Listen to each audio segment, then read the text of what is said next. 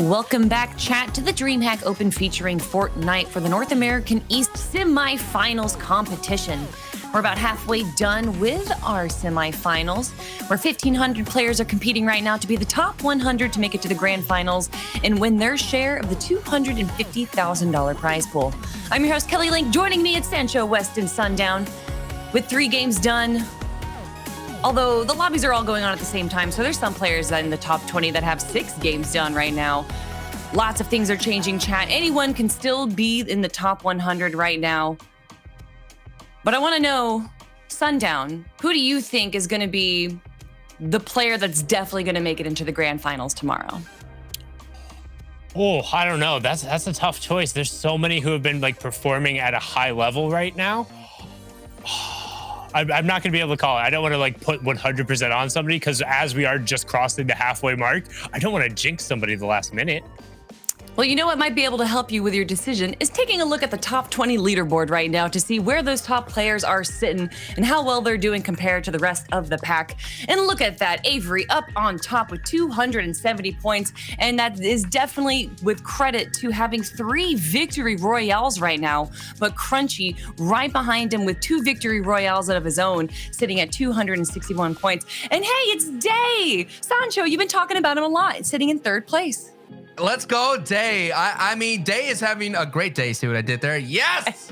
I'm just on fire. I can't wait. I know we got some games coming up, but this list looks hype. And also notables, Benji, Mr. Savage are sitting in the top 100. We'll get into the big name players that are not currently in the 100 that are trying to fight their way into the grand finals. Yeah, that's crazy. We got Likura, we got Stretch, Epic, Shark. There were so many names up there. Castery was at the bottom as well. And like you said, we have Mr. Savage and Benji Fishy. Wait, Benji Fishy? Did he make it? He's up there. He's not in the 20, but he's up in the 100.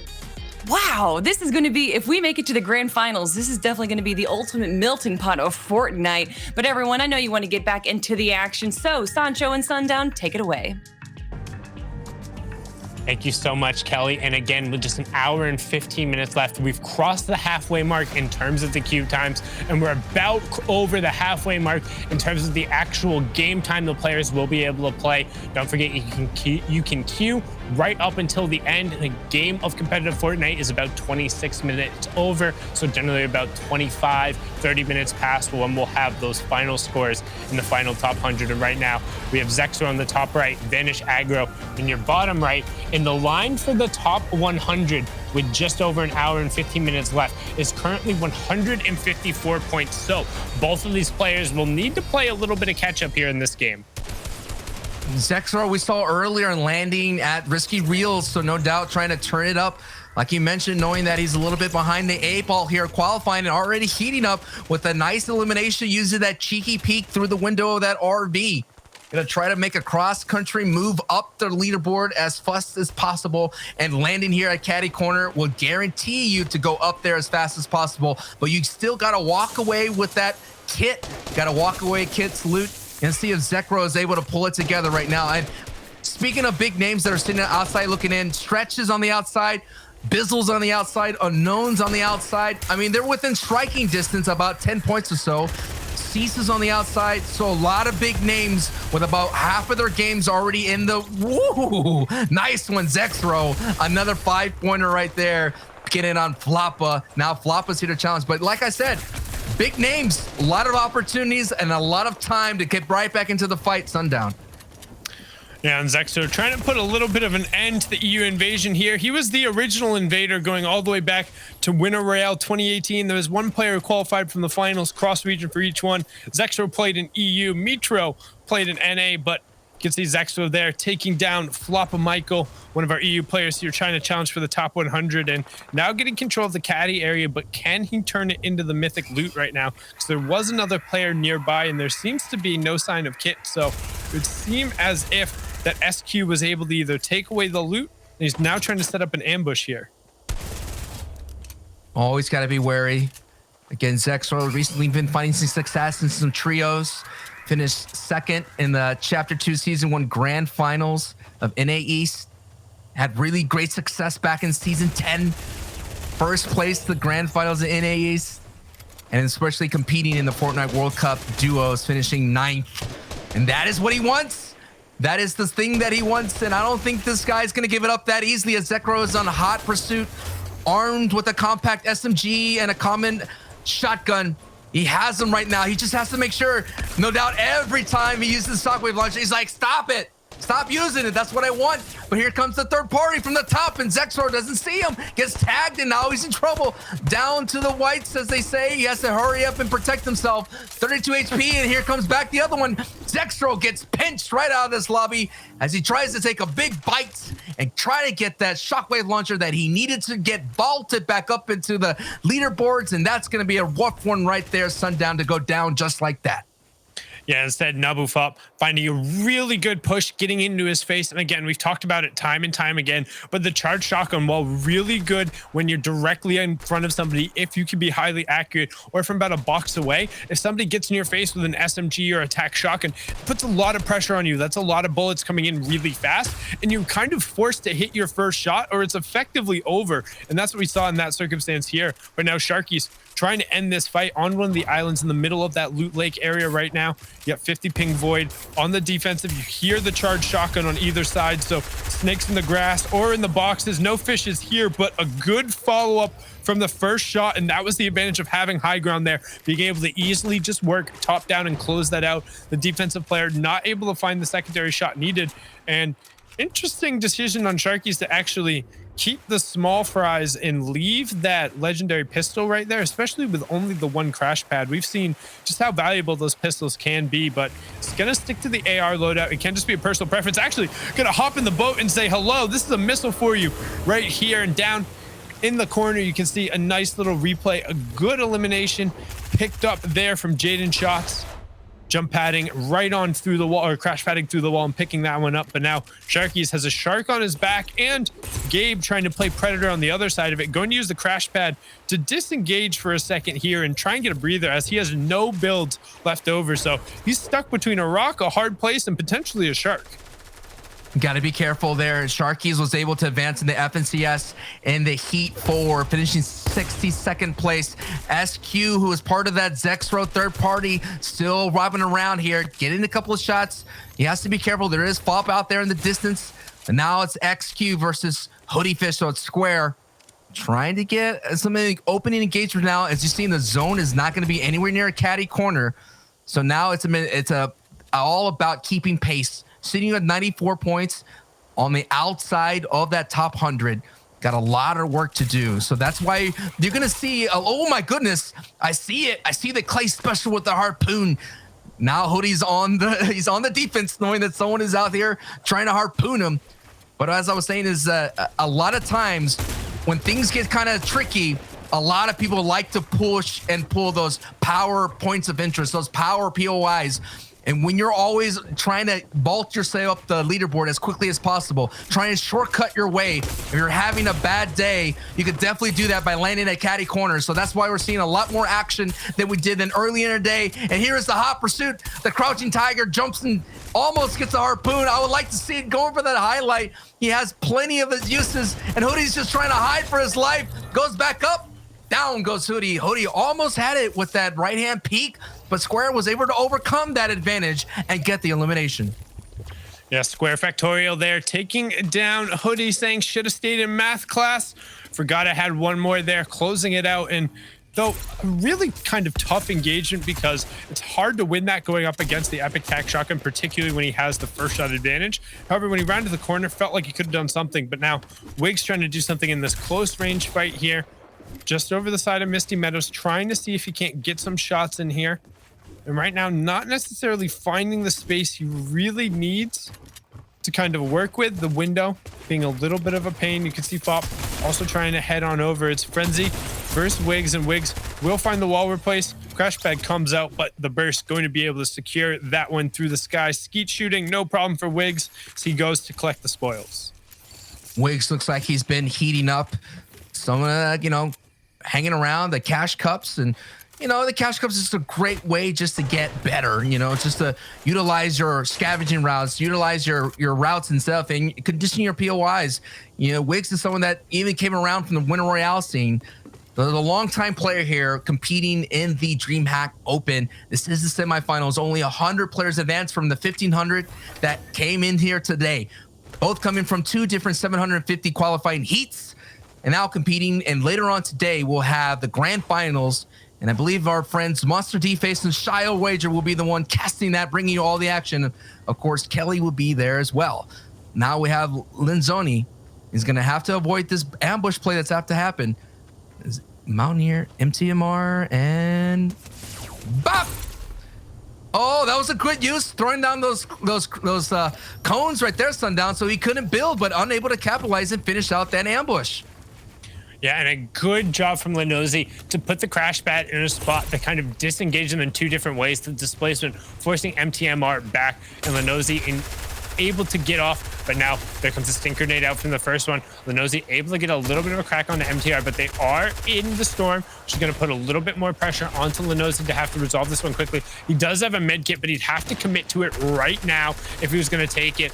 That's what he's going to opt to do. And there are the Marauders coming in from the low ground, so Lenosi opting to try and stick it, not popping a bandage, instead popping the med kit. Will he get it off? He does, and now all of a sudden he has the advantage here in this fight over MTMR. They need to be careful, as MTMR now is also going to opt to pop off whatever he can. Lenosi will use the first crash pad, not quite going to find it. Now he's into the box, but he immediately gets pushed back and away. However, a good double edit to push him back down. Crash pad does get hit to get the disengage. MTR trying to find the distance, but Lenosi not necessarily finding the shots. And now we're down to a 2-tick zone. Launch pad gets placed, but MTR is going to say goodnight. He gets taken out as we're back on board here with EP. Wavy, aka Enterprise Gaming. Wavy Jacob will get that wall replaced, is going to edit the window, and the other players under the stairs. Gets the first shield tag, going to challenge on the left hand. This is risky, but he's going to be able to find it.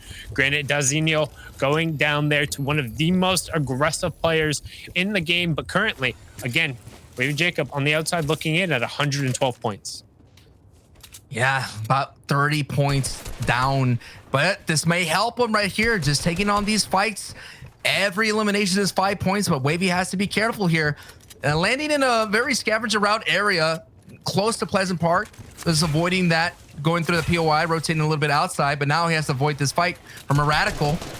Being very erratic, Cannon pushing him right, box to box. Wavy has the tools to defend himself, but not, ooh, a big hit from the charged shotgun, and Wavy's now in trouble. He's going to have to back up here and kind of shield up, but Radical had a nice opportunity to push Wavy. I just think that Radical's not 100% confident in taking this fight, but he had that Sundown. He had him Wavy on the ropes.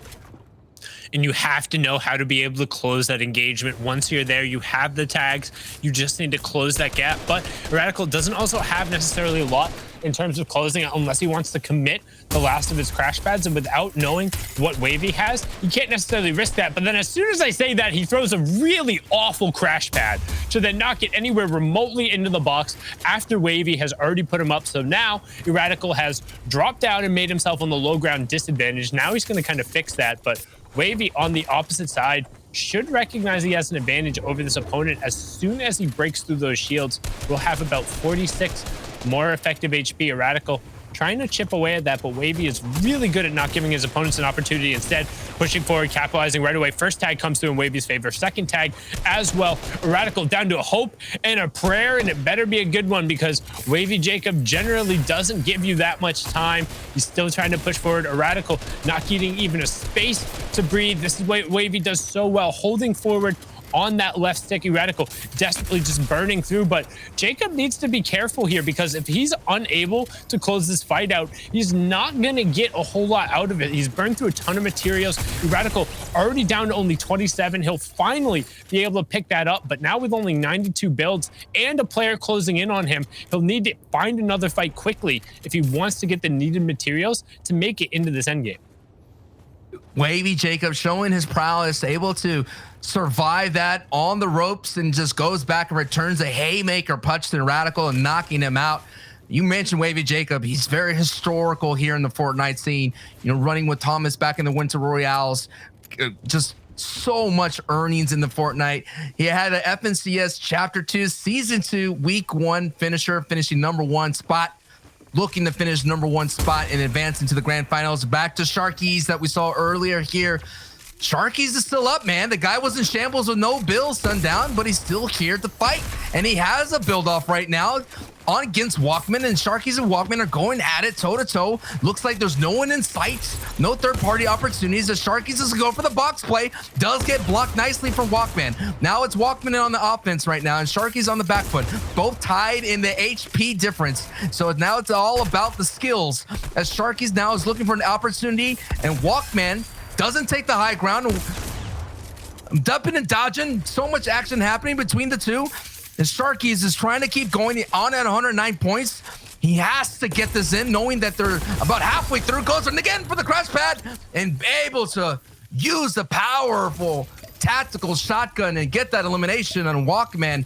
He tells him to take a walk and gets rewarded handsomely with a very strong weapon kit. And good job finally being able to close out that fight. That's a third elimination coming out from Sharky's right now. And you can see also, again, those placement points are ticking over with 41 players left. Third zone's closing in. He has plenty in terms of his kit to go fight, but he needs to get his mats up if he wants to have the utility required to make it to the end game here. Looks like we're going to have another in-game. We open up the broadcast with the Authority. It's not as center as it was, but so many competitors now have to deal with it as it is in it. Very close to getting that fourth zone reveal. Overtime, Josh with a very strong kit. The first time seeing the SMG, I remember Cypher PK talking about people are sleeping on the ability to kind of put a lot of pressure on someone trying to hold them wall, and the kind of bullets could sneak on in and do some damage. So it's going to be interesting to see what this rapid SMG can do in the hands of Josh, who is sitting at 106 points. Another player on the outside looking in. It feels like this entire lobby here, Sundown, has a lot of players on the bubble into getting into the grand finals. Only 100 players could get in, and right now that threshold right before this match was set at 150. No doubt it goes up a little bit higher and higher as time goes on. Now Josh has a lot of occupants here at the Authority, trying to slow him down, but I'm liking the patience that Josh is doing here. He is doing what you mentioned for Sharky's. He's not expending a lot of the materials that Sharky's has in all those previous fights, and he's picking up some nice utility as well as mobility with that crash pad. So overtime, Josh understanding where he needs to do, and as you can see here, understanding his POI. We talked about at the opening of the broadcast, you need to understand your POI, and this is the reason why. For when you're in shambles and we have other people and you cannot make a way or kind of push somebody or fight somebody, you take the time to loot. You take the time to refresh your resources, and that is what overtime Josh is doing right now. And he's finding every little available bit of metal in there, every available brick, denying it from his opponents, making sure he's setting up space. And he's also set up enough to where he can ambush somebody else around one of these bots. And that's what he's trying to do right now. You can see the opponent just on the other side, gonna push through. There's that rapid fire SMG. You talked about it. He's able to get onto the other side of the build so fast and swaps right on over to the AR. That's a lot of weaponry he's able to get in the close quarters. And now he's gonna upgrade, pick up a rare tactical shotgun. So definitely looked like it wasn't an opt-in. He was just working with whatever he had, but the upgrade going to benefit Josh huge there. Taking a look at Josh's history, has compete on the console side of things. Was the FNCS chapter, it competed in the FNCS Season 3 Grand Finals, finishing in 87th place there. Before that, in the heats, finished 11th place. Someone that's very familiar to the scene, has gone all the way back since the old school qualifiers, and as well for the World Cup, as well as Share the Love event back in the day, back in 2019, if you want to go that far back. But here we go, as Busan working his way from the back of the pack, sitting at 90 points. So on a little bit more deeper behind everybody who's trying to qualify. And we're taking a nice zone reveal. There's a lot of water, and there's that deadly wall, Sundown, that's going to have a lot of players have to navigate through, because you cannot break this impenetrable wall. But Busai is doing a lot of big damage and already has one elimination here in this fight. He's going to look for another one here on Sig. Busa trying to give him the Hayabusa on the other side there. You see Sigma 3X trying to not get caught on the other side with those 3X's above his name. Doesn't want to get caught out there. Again, talked about that fortified wall of the Authority, aka what was the agency. It's so hard to pin in. You get forced towards the side, and Electro actually going to be the benefactor of that. Stuck between a rock and a hard place, with the Authority wall being one, and Electro's fire raining down there. 35 players remaining, and everyone kind of packed in towards the side. Most players have already made it. Meanwhile, in another lobby, you can see Clamps going on a run here, picking up a number of eliminations, but ultimately, in the end, he is going to get that victory royale stolen away from him. So just goes to show that even though you can do all the work here, at the end of the day, it is still a battle royale. You got to close out and get the execution. That's Jeff21 getting the VR, but we're back on board here with DSR. I don't know what that name is supposed to be. I want to say H. Warren. H. Warren, maybe? Maybe. The challenges of Fortnite casting, trying to figure out where people, but we do know who Wavy Jacob is, and that is his neighbor right there, watching him and seeing what he wants to do. Is hearing the shots that no doubt Wavy has an opportunity to sneak up on Warren. Got to be careful if you want to take these pot shots. We've been seeing a lot of strategies of ambushes on seeing people on, having open cones and taking shots, as Epic Blux right now is just going to scoot on by, actually take that engagement. But nice hits right there and a nice elimination for Warren getting this 4th elim. But this is a very light game right now here, Sundown. There's only 33 competitors going into the 5th zone in comparison to the other games we had. And Frenzy Farms was crazy stacked, but this one seems very docile compared to the other games. Yeah, and don't forget, again, the format. It's 5 points for each elimination, and then every placement once you're into the top 50 is a singular point, and then you get a little bit extra for 3rd, 2nd, and 1st, those exponential points towards the top. So a victory royale ends up being worth 60 points before eliminations are even totaled. So still plenty of opportunity for plays to be made, as Sharky's making plays in the water, just like his kind are used to doing. He's trying to kind of establish priority over the supply drop. The question is, yes, he is going to opt to chase instead of just grabbing the supply drop, because that's where the zone is as well. Sharky's figuring he can get a refresher on the edge of zone, but Andelix, the FNCS duo champ, is saying, no, I'll put plenty of space over here. We'll just rotate together. Joke's on you. Burn all your crash pads. You're not getting any eliminations. As now you see everyone trying to move on over towards that zone. Andelix picking up 2 victory royales during the heats, averaging about 3 eliminations. So Andelix still showing out. And Sharkies, you're not supposed to be in the air. You're a shark. Stick to the water or the land, my friend. And Sharkies gets bopped out of the sky by Fun's Just Better. Some good hits, but that was a great run from Sharky. Still had a lot of work to do. Has hopefully a couple of games in his back pocket to qualify, because Sharkies, you had a decent show in the FNCS solos, but no doubt you could definitely qualify here in DreamHack if you keep up progressing. But Funds is keeping up the damage on the rest of the lobbies as they're rotating in, as he's barely sitting on the 50-50 line right now. The congested side is, again, northwest, everything northeast has been all congested, but now, just because you've been on the slow side, you have a lot of work to do, as you have to go through everybody in the lobby to get to that rotating zone, which is back over there in the Authority, which we know there's going to be so many builds, Sundown. So he does have the crash pads to make this rotation. Let's see if he's able to save it. Let's see if he's able to economize his rotation and be able to set himself up for a better in-game situation.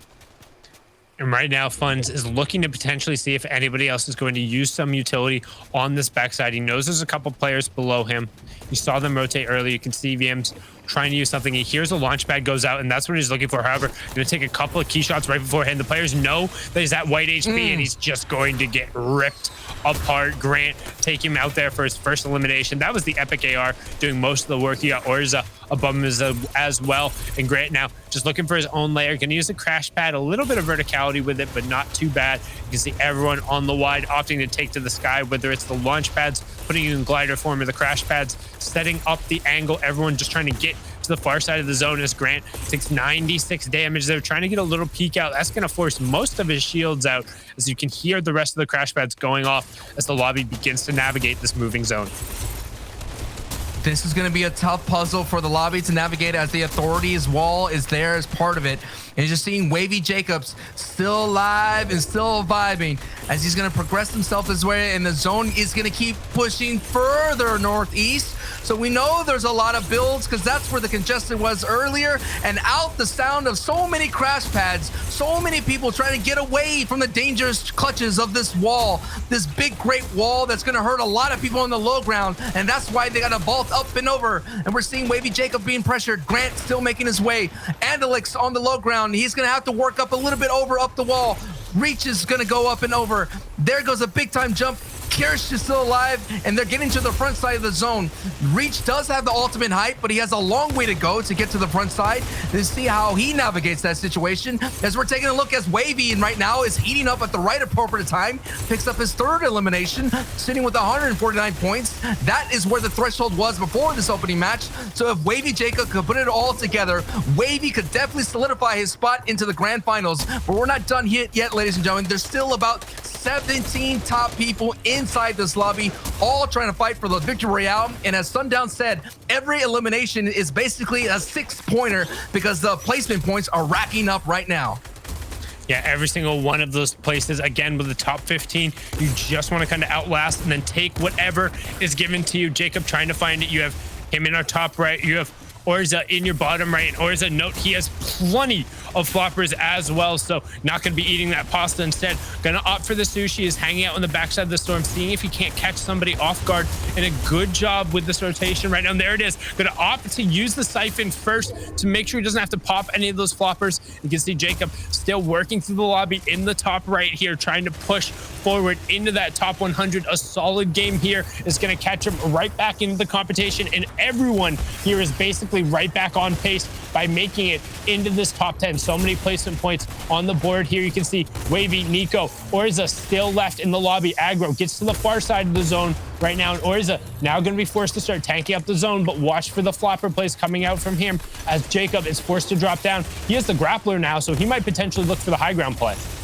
The high ground play is available with the grappler. The stats show that 20% chance of you winning if you have the grappler in the hands of Wavy Jacob. That's going to be a very strong opportunity as Aggro goes for high and puts a big time hit on Wiggs. And Aggro and Wiggs are congested right now, are fighting toe to toe, and Aggro's on the back foot. But Wavy is just chilling down low, and he is going to wait for the prime opportunity. He does have the materials to do that, as Zorka now has to work to a tree, and that tree is going to be a very big damage. It's going to go ahead and cause so much opportunity as he just ran out of floppers, and now it's down below.